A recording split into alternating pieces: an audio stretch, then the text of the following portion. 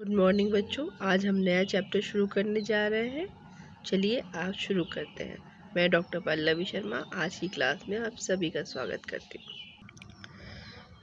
हमारा second chapter है पुष्पी पौधों में लैंगिक जनन, sexual reproduction in flowering plants. Flowering plants का मतलब एंजियोस्पर्म या आवृतबीजी पौधों की बात हम कर रहे हैं।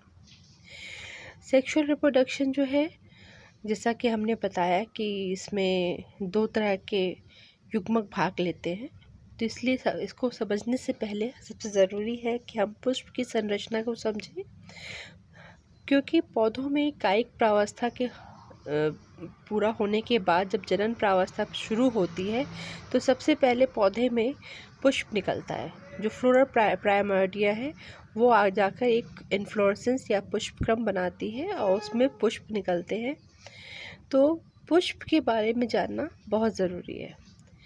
ये जो डायग्राम है वो मैंने एक टिपिकल फ्लावर का बनाया है, जिसमें ये आपका पुष्पासन है जिसके ऊपर पुष्प स्थित होता है। और सबसे पहला जो बाहरी जो चक्र होता है वो होता है बाह्य दल का, जिसमें सेपल्स होते हैं जो 5, 3, 4, 5, 2 होते हैं। कभी कभी अधिकतर ये रंग हरे रंग के होते हैं या कभी कभी दूसरे रंगों के भी हो सकते हैं। उसके अंदर के चक्र में पंखुड़ियाँ, पेटल्स होते हैं, दलपुंज जो बनाते हैं। इसके बाद जो है वो आपका पुंकेसर होता है और सबसे अंदर जो है वो आपका जायांग होता है। यहाँ हम बात कर रहे हैं अगर बाह्यदल और दलपुंज की, तो ये दोनों सहायक संरचनाएं होती हैं। जैसे जो बाह्यदल है उसका काम होता है पुष्प कलिका की रक्षा करना। और जब ये बाह्यदल गिरता नहीं है, ऐसे तो अधिकतर ऐसा होता है कि जैसे ही फूल खिलता है, एंथेसिस होती है, वैसे ही ये बाह्यदल जो है वो गिर जाते हैं। लेकिन कभी कभी ये बाह्यदल जो है ये गिरते नहीं हैं और ये फलों में भी लगे रहते हैं। जैसे कि आपको ध्यान दीजिए कि आपने मिर्ची, टमाटर या फिर आपने बैगन में लगा हुआ देखा है, जो डंडी के साथ टोपी जैसे मिर्ची की देखी है, तो वो बाह्यदल है उसका। तो इस तरह ऐसे बाह्यदल को हम पर्सिस्टेंट कैलिक्स कहते हैं और ये कैलिक्स लगे रहते हैं, ये फलों का संरक्षण करते हैं। साथ ही साथ ये बीजों के डिस्पर्जन में भी सहायता करते हैं।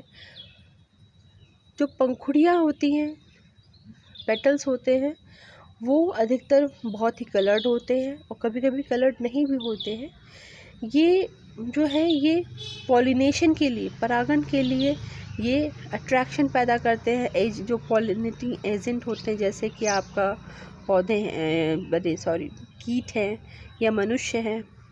और साथ ही साथ ये रक्षा करने का जो काम करते ही हैं, जो अंदर की संरचनाएं हैं, जैसे कि आपका पुमंग और जायांग, जो कि आपकी जनन संरचनाएं होती हैं, उनकी रक्षा करते हैं।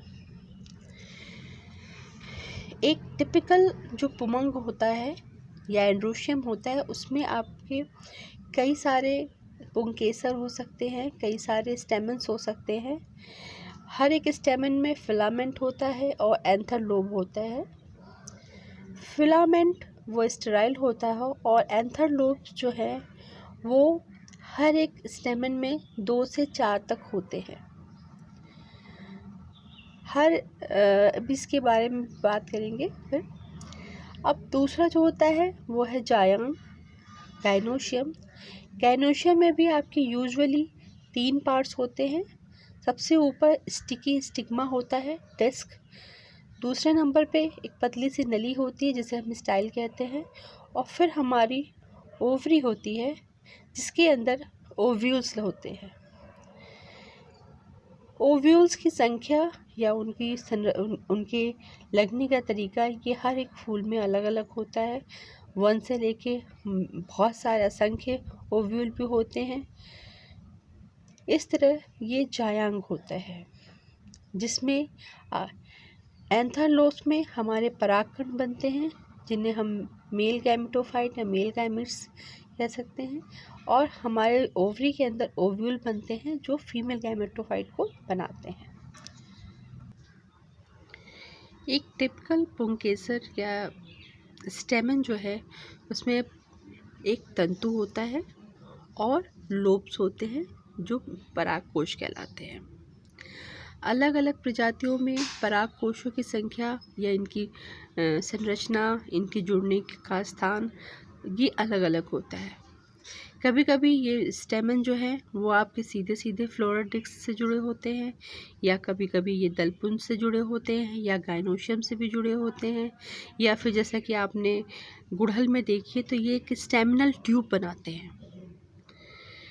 और परागकोश भी आपके 2 भी होते हैं, 4 भी होते हैं, अधिकतर 4 होते हैं। अगर हम मालवेसी जैसे कि गुड़हल की फैमिली में देखते हैं तो वहाँ पे केवल 2 लोब्स होते हैं, तो ऐसे में इन्हें हम मोनोथिकस कहते हैं, और जनरली जो है हम इन्हें पाइथिकस कहते हैं। अगर हम एक परागकोश को काटें तो उसके अनुप्रस्थ काट में हमें ऐसी संरचना दिखाई देगी। ये परागकोश के अनुप्रस्थ काट की संरचना है। सबसे बाहरी जो लेयर होती है वो है एपिडर्मिस की होती है। उसके अंदर एंडोथीसियम की लेयर होती है। फिर उसके बाद 3 से 4 लेयर मध्य परत की होती है। फिर एक लेयर आपकी टैपिटम की होती है, और उसके बाद बीजाणुजन ऊतक होते हैं, या मतलब कि स्पोरोजिनस टिश्यू होते हैं। परागकोश के ये जो दोनों लोब्स होते हैं, एक ये आपका लोब है, दूसरा ये लोब है, और इसमें 4 कोने पे आपके ये माइक्रोस्पोरेंजियम या लघु बीजाणुधानी आपके बनते हैं।